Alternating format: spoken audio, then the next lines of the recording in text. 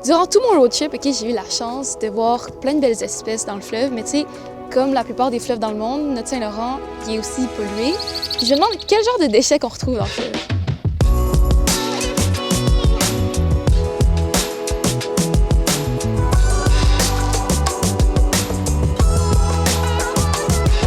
La salle! OK. Donc là, Anne-Marie, on est à la salle, en wetsuit, sur des paddleboards. Donc, je sais que tu fais partie de l'Organisation Bleue. Donc, dis-moi, c'est quoi cette organisation-là, puis c'est quoi que vous faites? Alors, l'Organisation Bleue est un organisme à but non lucratif, mais on a un gros volet mobilisation où là, on a toute une communauté là, qui se rallie plusieurs fois par année pour nettoyer les berges du Québec.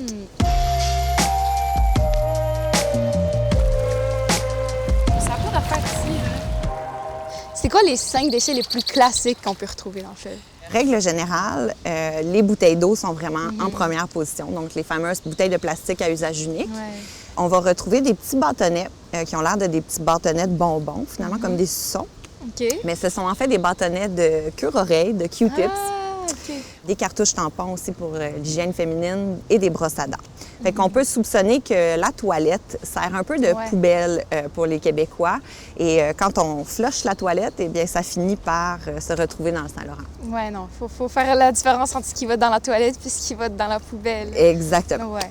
Parce que quand, par exemple, je flush par accident un Q-tips dans la toilette, après ça va aller dans les tuyaux, les égouts, tout ça, puis ça va se rendre à un centre de filtrage? Oui, dans une station d'épuration, dans le fond. OK. Puis là-bas, bien, il y a toutes sortes de processus là, pour assainir l'eau. Mais règle générale, c'est une espèce de grillage qui va filtrer les matières. Puis quand c'est des petites matières, comme des Q-tips, par exemple, ou des petits objets, bien, ça passe au travers, puis ça peut se retrouver là, dans le Saint-Laurent éventuellement. Puis il y a beaucoup de déchets aussi que non seulement bien, ça pollue, mais ça nuit aussi aux animaux. Tu sais, que ce soit des fils dentaires, des fils de pêche, ça peut étrangler des animaux, il y a ça aussi. Tout à fait, ça peut étouffer. Moi, d'ailleurs, j'ai amené tantôt des bouées de pêche en styromousse. Puis ils sont toutes picossées par les oiseaux de mer. Parce qu'ils les mangent, puis ils pensent que... C'est coloré, on dirait que c'est des algues ou des poissons même. Puis les oiseaux voient ça flotter à la surface et viennent vraiment picosser ça. Mais il y a de l'espoir. Il y a de l'espoir? Il y a de l'espoir parce que les gens se mobilisent de plus en plus. On est de plus en plus conscientisés. Puis on voit la mobilisation collective prendre de plus en plus d'ampleur. Les corvées de nettoyage sont non seulement rendues à la mode, mais c'est aussi des activités qui, selon les Québécois, sont le fun à faire.